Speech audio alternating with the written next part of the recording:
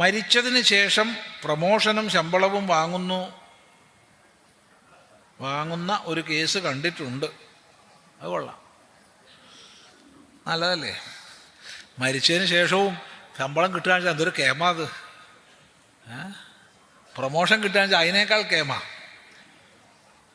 China ബോർഡറിൽ ഡ്യൂട്ടിക്ക് നോക്കുന്നുണ്ട്. ഇങ്ങനെ ഒരാൾക്ക് സാധിക്കുന്നത് എന്തുകൊണ്ടാണ്? അദ്ദേഹത്തിൻ്റെ ചൈതന്യമാണോ മനസ്സാണോ ഭൂമിയിൽ പ്രവർത്തിക്കുന്നത്? ഒന്ന് പറഞ്ഞു തരാമോ? അത് ശരി, ഇത് പട്ടാളത്തിലുള്ള വിഷയമാണ് പറഞ്ഞ്. അത് ബഹുമാനപൂർവ്വം നമ്മൾ മരണാനന്തര ബഹുമതികളൊക്കെ നൽകാറില്ലേ?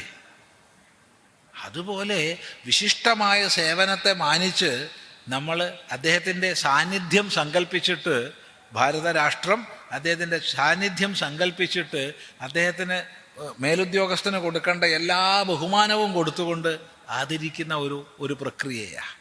അത് ശ്രേഷ്ഠമാണ്.